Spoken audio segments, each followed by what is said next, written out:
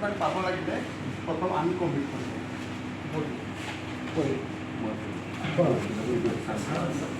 ছাৰৰ মুখটো ছাৰক দি দিয়া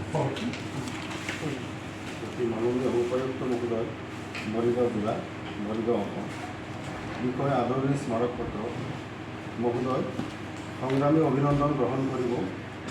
সদ্যহতে মৰিগাঁও জিলাৰ দায়িত্ব গ্ৰহণ কৰা মাননীয় উপায়ুক্ত মহোদয়ক মৰিগাঁও জিলাৰ অসমীয়া মিয়া সমাজৰ হৈ মিয়া পৰিষদৰ মৰিগাঁও জিলা সমিতি, মিয়া যুৱ পৰিষদৰ জিলা সমিতি তথা মইৰাবাৰী আৰু লাহৰীঘাট আঞ্চলিক সমিতিয়ে প্ৰথমে আপোনাক উষ্ম আদৰণি জনাইছোঁ।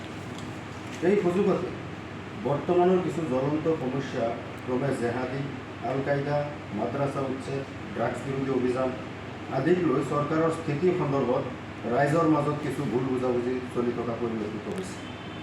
এই ক্ষেত্ৰত ৰাইজ আৰু প্ৰশাসনৰ মাজত যাতে কোনো ধৰণৰ দূৰত্ব নাথাকে, প্ৰশাসনৰ স্থিতি আৰু ৰাইজৰ চিন্তা যাতে একে কৰিব পাৰি, এই ক্ষেত্ৰত আমি উল্লেখিত জাতীয় সংগঠনসমূহে চৰকাৰক তথা আপোনাক সহযোগিতা আগবঢ়াব বিচাৰিছোঁ।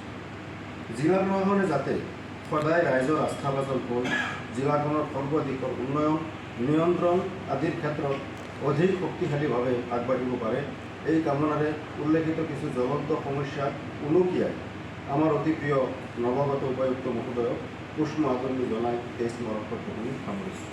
চৰকাৰে এমজি হাজৰিকা, আসাদুজ্জামান, জহিৰুল ইছলাম, কাইম ইছলাম, জহিৰুল ইছলাম আৰু আসলাম আহমেদ অসমীয়া। ধন্যবাদ। আপোনাৰ পৰা স্যাৰ এটা